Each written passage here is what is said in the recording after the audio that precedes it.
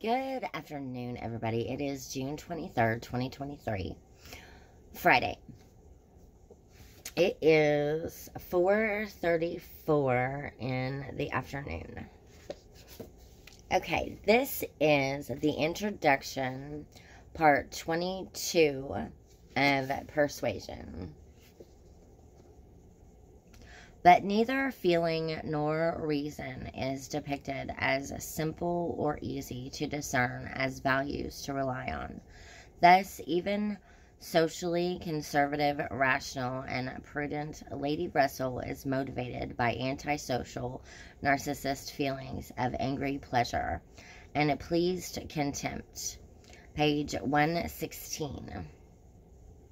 An important character who illustrates an anti-romantic point of view is Captain Wentworth's melancholy friend, Captain Benwick, whose love of romantic poetry and showy sincerity is belied by his falling too quickly in love with a less than worthy object after a romantic pining for his lost love.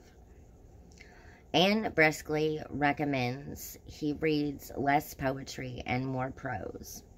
Strong emotion, it seems, is of value only when tempered and managed. Yet at the same time, the irony is directed at Anne as well as at Captain Benwick.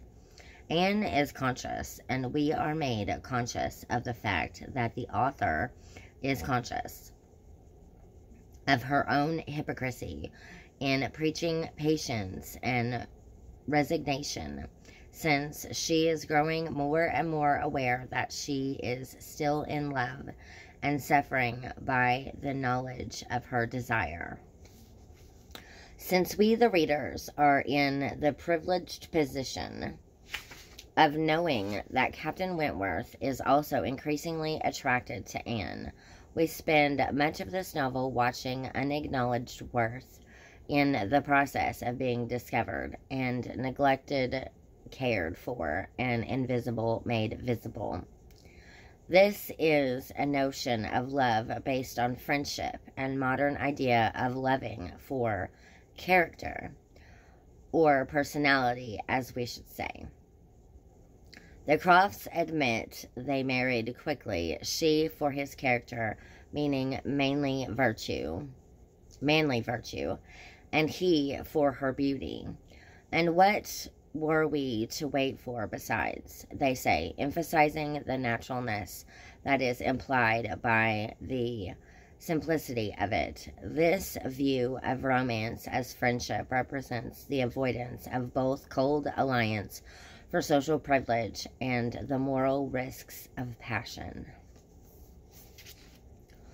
By contrast, Mr. Elliot, heir to her father's estate and name, and Anne's suitor, assumes that rank is rank, and argues for the happiness that results from due consideration.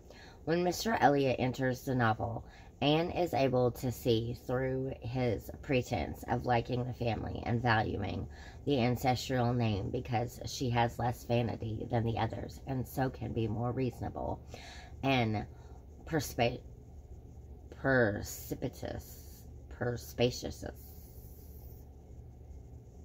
Yeah. Mr. Elliot is now open and honest, like Captain Wentworth on the Crofts.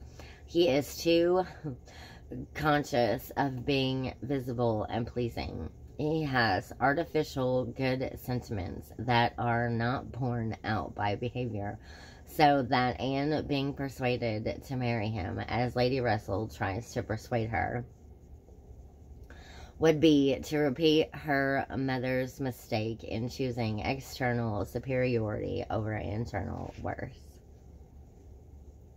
Okay, so that is all for part 22 of the introduction to Persuasion. If you like this content, like this video, or comment below. Thank you very much, and thank you for watching.